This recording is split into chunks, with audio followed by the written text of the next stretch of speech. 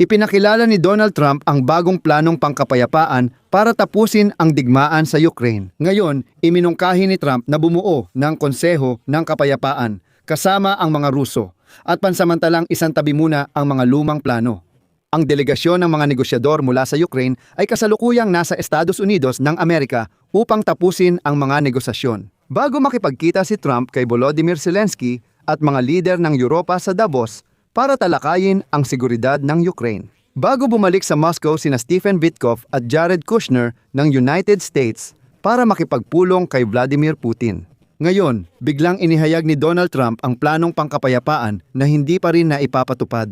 Maganda iyon, pero mas mabuti kung gamitin ang karanasan sa pagpapatigil ng digmaan sa Gaza Strip para bumuo ng bagong konseho ng kapayapaan kasama ang mga Ruso, magkasundo sa pagtatapos ng digmaan at kontrolin ang tigil putukan. Alam nyo, kapag napupuno ng komplikadong estruktura ang negosasyon, senyales na ito ng pagpapaliban ng oras.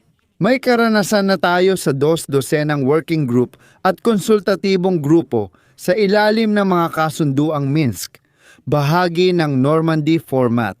Alam nating lahat kung paano iyon nagtapos. Dapat pansinin na ayon sa pinakahuling survey sa Ukraine, mahigit kalahati ng mga Ukrainyano ay pabor sa referendum tungkol sa teritoryo para sa kasunduang pangkapayapaan. Sa episode na ito, tatalakayin natin ang alok ni Donald Trump para sa Ukraine sa ilalim ng Konseho ng Kapayapaan na iminungkahi batay sa modelo ng Gaza. Ako si Alexi Pechi. Pag-usapan natin ang paksang ito, pero bago iyon, mag-subscribe sa channel, mag-like, at magkomento. Mag-subscribe din sa Telegram channel na Pechi News. Ang link ay nasa video description para sa mabilis na balita.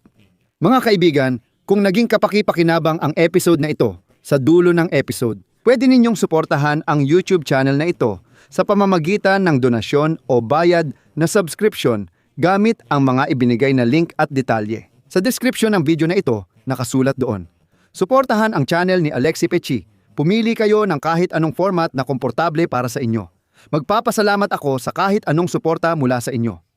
Nagkakaroon ng negosasyon sa Miami ang delegasyon ng Ukraine at mga Amerikano. Sinabi ni Ukraine President Volodymyr Zelensky na layunin ng delegasyon nilang maghatid ng totoong impormasyon tungkol sa mga nangyayari at epekto ng pag-atake ng Russia.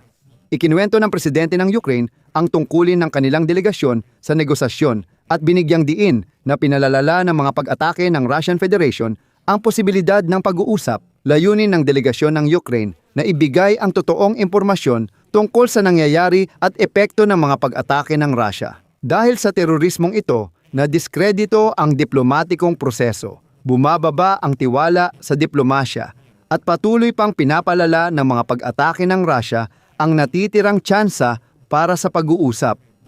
Dapat maintindihan ito ng Amerika. Binigyang diin ni Zelensky na kailangan ng progreso sa mga dokumento. Ang pinakamahusay, conmigo casa. Taong-tao. Nagdeklara si Klaya na ang Los Omnipres Folio Informago Obmenik Ledous Leni, Mikhachevsko Dimissioni, Chernomorguan et maraming buhayer nos ovlok ligolosa, mini aptorator, unite jogeidi, baglar clip, ay nagpapahina at nagpapababa ng halaga ng mga pagsisikap ng mga pangunahing bansa, lalo na ng Estados Unidos ng Amerika, para tapusin ang digmaan dahil sa issue ng enerhiya sa taglamig. CP, ang Ukraine ay lubos na konstruktibo sa diplomasya, ang Russia ay nakatuon lamang sa mga pag-atake at pang-aalipusta sa mga tao. Dapat gumawa ng tamang konklusyon ang mga kasosyo. Ipasa natin ang impormasyong ito sa mga may mahalagang impluensya na maaaring makatulong. Sa ganitong sitwasyon, iminungkahi ng kampo ni Donald Trump na ipagpaliban ang planong pangkapayapaan at gumawa ng bagong ahensya, ang Konseho ng Kapayapaan sa pamumuno ni Donald Trump para sa kapayapaan sa Ukraine. Para makasama ang mga Ruso sa grupong ito, hindi lang sila miyembro kundi may karapatang bumoto. Ayon sa Financial Times, maaaring magtatag ang administrasyon ng Estados Unidos ng espesyal na konseho ng kapayapaan para magbantay sa pagpapatupad ng kasunduan sa tigil putukan sa Ukraine. Ayon sa impormasyon ng pahayagan, ang konseho na inaasahang pamumunuan ni Pangulong Donald Trump ng Estados Unidos ay magsasama ng mga kinatawan mula sa Ukraine, Europa, NATO at Russia. Kita nyo, di pa nakikita ang Amerika rito, pero si Trump ang mamumuno. At itong konsehong ito ang dapat munang magtatag ng kapayapaan at pagkatapos ay tiyakin na ang kapayapaang iyon ay masusunod. Ginagamit na modelo para sa format ng Ukraine ang konseho ng kapayapaan at konseho para sa sektor ng Gaza. Ayon sa mga ulat, maaaring palawakin ang mandato ng organong ito para lutasin pa ang iba pang internasyonal na sigalot. Ayon sa nakausap ng Financial Times, tinitingnan ng administrasyon ni Trump ang konsehong ito bilang posibleng kapalit ng United Nations. Sabi ni Trump, gumawa tayo ng konseho ng kapayapaan at buwagin ang United Nations. Gawa tayo ng organisasyon ng nagkakaisang bansa na ipapangalan sa akin. Siyempre, magyayabang ako, pero may ilang opisyal na Amerikano na nagmungkahi na ang konseho ng kapayapaan ay tumutok sa sitwasyon sa Venezuela. Kasabay nito, ayon sa ulat ng Financial Times, isang Arabong diplomat na hindi nagpakilala ang nagsabi na may pag-iingat ang rehiyon sa plano ng pagpapalawak ng mandato ng ganoong konseho at tinawag niya itong hindi normal na proseso. Binigyang diin ng opisyal na Amerikano na ang trabaho ng konseho ng kapayapaan ay nakatuon ngayon sa Gaza Strip at hindi pa lumalampas sa mga hangganan nito. At dito, ipapaliwanag ko ng kaunti kung ano talaga ang nangyayari. Ibig sabihin, si Donald Trump ay gumawa ng konseho ng kapayapaan para mag-monitor ng pagpapatupad ng tigil putukan sa Gaza bilang bahagi ng kasunduan. Sa hinaharap, ang Konseho ng Kapayapaan ang dapat mamahala sa Gaza Strip habang wala pang maayos na pamahalaan. Kagabi, si Donald Trump ang Konseho ng Kapayapaan para sa pamamahala ng Gaza Strip. Kasama sa konseho sina Donald Trump, kalihim ng Estado Marco Rubio, Stephen Witkoff, manugang ni Trump na si Jared Kushner at Tony Blair. Ang dating punong ministro ng United Kingdom, si Mark Rowan ay isang Amerikanong bilyonaryo at pinuno ng Apollo Global Management. At si Ajay Banga ay ang presidente ng World Bank. Pero hindi pa dyan nagtatapos. Para sa mas mabilis na pamamahala ng sektor ng gas, binuo ang isang hiwalay na Executive Council na kinabibilangan ng mga miyembro ng pangunahing konseho, mga kinatawan ng rehiyon, at internasyonal na eksperto.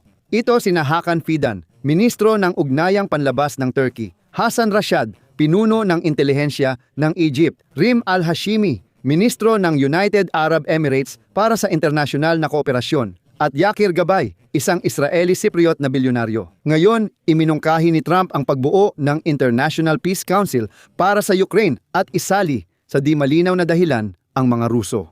Pero may isang bagay. Soberano ang Ukraine, hindi namin kailangan ng pamamahalang tulad ng sa Gaza Strip. Kung ang organ na ito ay magmomonitor lang ng pagsunod sa tigil putukan, ayos lang iyon. Pero ang pagdami ng mga estruktura ay hindi pa kailanman nagdala ng mabuting resulta. Di ba gumawa na tayo ng planong pangkapayapaan? Ilang linggo na ba? Nakakonekta na ang Russian at Ukrainian, pati ang delegasyon ng Ukrainian. Sumali na rin ang mga Europeo at may mga pakete at garantiya na silang nabuo.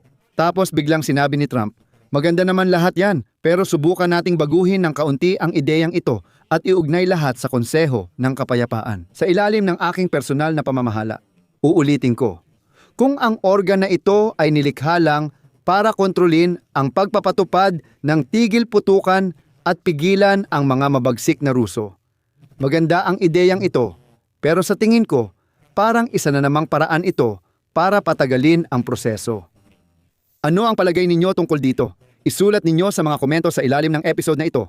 Mag-subscribe sa channel, pindutin ang kampanilya at huwag kalimutang mag-like. At mga kaibigan, gaya ng hiling ko sa simula ng episode na ito, kung naging kapaki-pakinabang ito sa inyo, maaari ninyong suportahan ang channel na ito sa YouTube sa pamamagitan ng inyong donasyon o pag-subscribe gamit ang mga link at detalye sa description ng video na ito.